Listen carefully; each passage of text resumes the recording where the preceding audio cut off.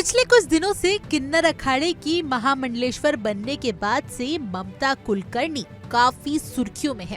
हालांकि 24 जनवरी को महामंडलेश्वर बनी ममता कुलकर्णी को महज 7 दिनों में ही महामंडलेश्वर की पदवी से हटा दिया गया, क्योंकि उनके महामंडलेश्वर बनते ही काफी लोगों और काफी साधु संतों ने उन पर कई सवाल उठाए। कुछ का कहना था कि उनका अंडरवर्ल्ड से कनेक्शन है, तो कुछ ने बोला कि महामंडलेश्वर बनने के लिए काफी तपस्या करनी पड़ती है, फिर जाके कोई महामंडलेश्वर बनता है।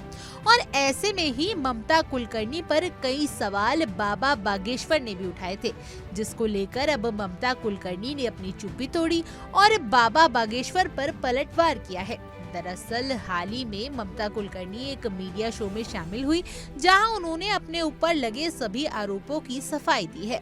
असल में मीडिया से बातचीत के दौरान जब ममता कुलकर्णी से पूछा गया कि रामदेव बाबा ने कहा था कि कोई एक दिन में सत्य को उपलब्ध नहीं कर सकता, आजकल मैं देख रहा हूँ कि किसी को भी पकड़कर महामंडलेश्वर बना दिया जाता है, तो इसके जवाब देते हुए ममता ने कहा कि बाबा रामदेव से वो इतना कहना चाहती हैं कि उन्हें महाकाली और महाकाल से डरना चाहिए। बता दें कि ये ही नहीं, इसके साथ ही 25 साल की उम्र में संत बनने का दावा करने वाले बाबा बागेश्वर ने भी ममता कुलकर्णी के महामंडलेश्वर बनने का विरोध किया था। एक्ट्रेस की आलोचना की थी। उन्होंने कहा था कि किसी भी तरह के भारी प्रभाव में आकर किसी को भी महामंडलेश्वर कैसे बनाया जा सकता है। ये पदवी उसी को दी जानी चाहिए जिसके अंदर संत या साध्वी का भाव हो। ऐसे में बाबा बागेश्वर की इस बात पर जवाब देते हुए ममता ने कहा कि धीरेन्द्र शास्त्री उर्फ बाबा बागेश्वर की जितनी उम्र है उतनी उम्र मैंने तपस्या की है। मैं धीरेन्द्र शास्त्री से बस इतना कहना चाहती हूँ कि अपने गुरु से पूछिए कि मैं कौन हूँ और चुपचाप बैठ जाइए।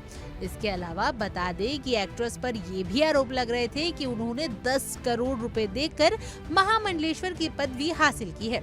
इसके जवाब में ममता कुलकर्णी ने कहा कि उनके पास 10 करोड़ क्या 1 करोड़ भी नहीं है। उन्होंने 2 लाख लेकर गुरु भेंट दी थी, क्योंकि उनके सभी बैंक अकाउंट सीज है। बताते चले कि अपने साध्वी बनने के सफर के बारे में बात करते हुए ममता कुलकर्णी ने कहा कि पिछले 23 साल से उन्होंने एक भी एडल्ट फिल्में नहीं देखी है। इसके साथ ही उन्होंने बताया कि वो कभी महामंडलेश्वर नहीं बनना चाहती थी, लेकिन किन्नर अखाड़े के आचार्य लक्ष्मी नारायण त्रिपाठी के दबाव में आकर उन्होंने महामंडलेश्वर बनने के लिए हामी भरी।